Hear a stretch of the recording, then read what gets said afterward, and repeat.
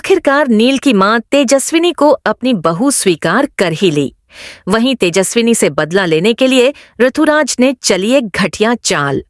ऋतुराज चाहता है कि तेजस्विनी और नील एक ना हो पाए और तेजस्विनी की जिंदगी खराब हो जाए, क्योंकि तेजस्विनी ने मुझे धोखा दिया है। जी हाँ दोस्तों, गुम है। किसी के प्यार में सीरियल के आगे आने वाले ट्रैक में दिखाया जाएगा कि जब ऋतुराज यह ठान लेता है कि वह तेजस्विनी से हर हाल में बदला लेकर रहेगा, क्योंकि उसे लगता है कि तेजस्विनी ने उसे धोखा दिया है और उसी की वजह से उसका अपमान हुआ है। इसीलिए वह बार बार तेजस्विनी को ताने मारता है, उसे नीचा दिखाने की कोशिश करता है और हर पल उसे मानसिक रूप से परेशान करता है। लेकिन तेजस्विनी इन सब बातों को नजरअंदाज करती है, क्योंकि वह जानती है कि ऋतुराज कितना स्वार्थी और नीच सोच का इंसान है।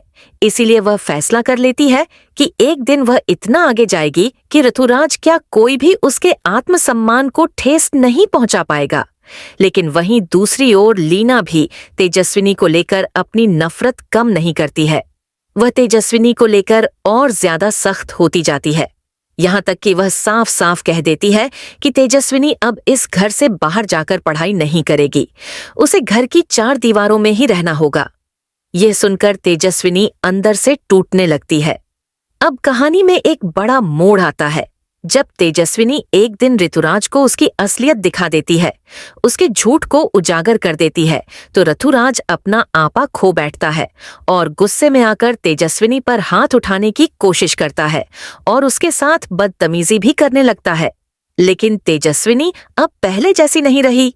वह डरी सहमी लड़की नहीं जो चुपचाप सहती रहे। उसने भी फैसला कर लिया है कि अब अगर कोई उसे तकलीफ देगा तो उसे करारा जवाब मिलेगा, और इसीलिए वह ऋतुराज को सबक सिखाने के लिए पूरी तरह तैयार हो जाती है।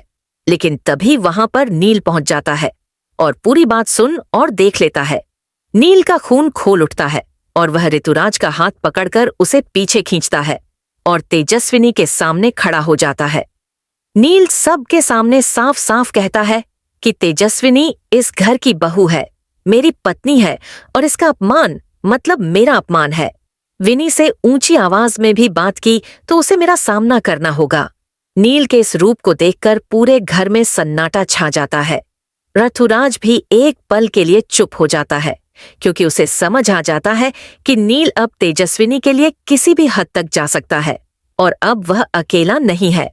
तेजस्विनी भी हैरान रह जाती है कि नील ने आज उसके लिए सबके सामने आवाज उठाई है और उसका सम्मान बचाया है। अब यही देखना है कि नील और ऋतुराज आपस में झगड़ा करते हैं या फिर नहीं।